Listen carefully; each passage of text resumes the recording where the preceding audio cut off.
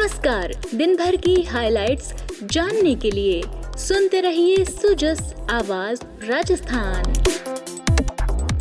आप सुन रहे हैं आज का सुजस पॉडकास्ट मेधा और शेखर के साथ। एक नजर आज की हेडलाइंस पर।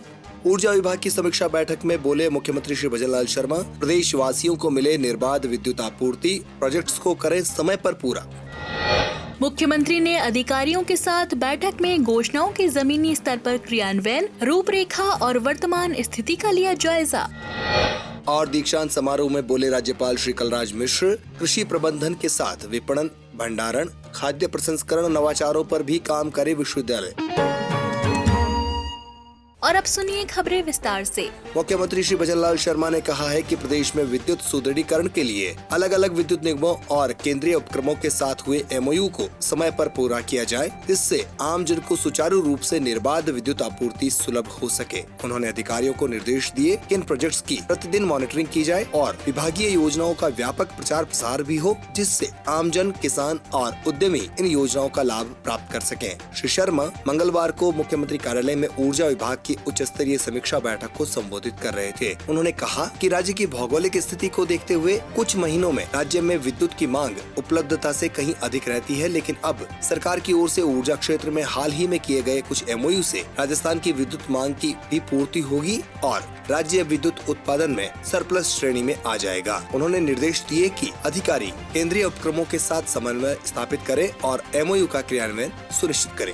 बढ़ते हैं आगे। मुख्यमंत्री भजनलाल शर्मा ने सर्वश्रेष्ठ राजस्थान की संकल्पना को साकार करते सर्वसमावेशी बजट 2024-25 में की गई जनहितकारी घोषणाओं के जमीनी स्तर पर क्रियान्वयन, रूपरेखा और वर्तमान स्थिति का जायजा लेने के लिए आज अधिकारियों के साथ समीक्षा बैठक की। उन्होंने इस संबंध में अधिकारियों को जरूरी दिशा निर्देश दिए। बीकानेर के स्वामी केशवानंद राजस्थान कृषि विश्वविद्यालय के 20वें दीक्षांत समारोह को संबोधित करते हुए राज्यपाल श्री कलराज मिश्र ने कहा कि विश्वविद्यालय भारतीय कृषि और किसानों की समृद्धि के लिए कृषि प्रबंधन के साथ साथ विपणन, भंडारण, खाद्य प्रसंस्करण जैसे विषयों पर भी शोध और नवाचारों से जुड़े काम करें। उन्होंने कहा कि सूचना और संचार प्रौद्योगिकी के इस युग में विश्वविद्यालयों द्वारा कृषि शिक्षा, शोध और प्रसार में आर्टिफिशियल इंटेलिजेंस का प्रयोग करते हुए किसानों को कृषि तकनीकों और नवाचारों की जानकारी दी जानी चाहिए। राजस्थान की भौगोलिक विषमता और अनियंत्रित जलवायु के मद्देनजर सूखा प्रबंधन की दिशा में भी डिजिटल प्रौद्योगिकी का उपयोग किसानों के लिए किए जाने की जरूरत है।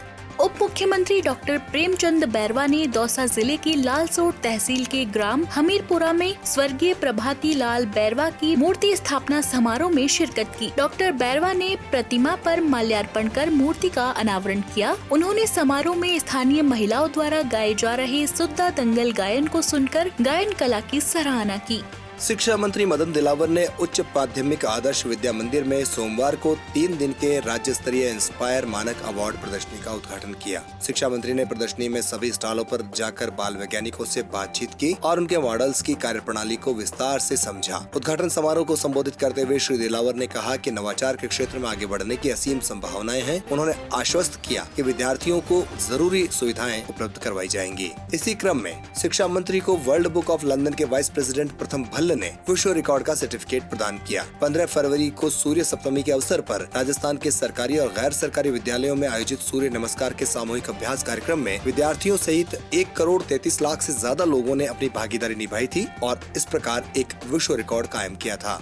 मुख्य सचिव सुधांश पंत ने कहा कि पंचायती राज विभाग आमजन के जीवन को सीधे तौर पर प्रभावित करने वाला विभाग है। ऐसे में यह जरूरी है कि विभाग के द्वारा संचालित योजनाओं का लाभ प्रदेश की अधिक से अधिक जनता तक पहुंच सके। उन्होंने निर्देश दिए कि पंचायती संस्थानों के कार्यों और गतिविधियों के पोर्टल के माध्यम से प्रभावी मॉनिटरिंग की जाए और विभाग की अधिकाधिक जानकारी और सूचनाएं पोर्टल पर समय समय पर अपलोड की जाएं। और अंत में प्रदेश में मौसमी बीमारियों पर प्रभावी रोकथाम और नियंत्रण के क्रम में एंटी माइक्रोबियल रेजिस्टेंस की रोकथाम विषय पर कार्य योजना बनाने के उद्देश्य से चिकित्सा विभाग के तत्वावधान में राष्ट्रीय रोग नियंत्रण केंद्र NCDC और स्वयंसेवी संस्था जपाइको के सहयोग से सीफू में 2 दिवसीय परामर्शी कार्यशाला आयोजित की जा रही है। चिकित्सा एवं स्वास्थ्य विभाग की अतिरिक्त मुख्य सचिव शुभ्रा सिंह ने बताया कि प्रदेश में एंटी माइक्रोबियल रेजिस्टेंस की रोकथाम के लिए प्रोफेसर डॉक्टर अतुल गोयल के निर्देशन में स्टेट एक्शन प्लान तैयार किया जाएगा।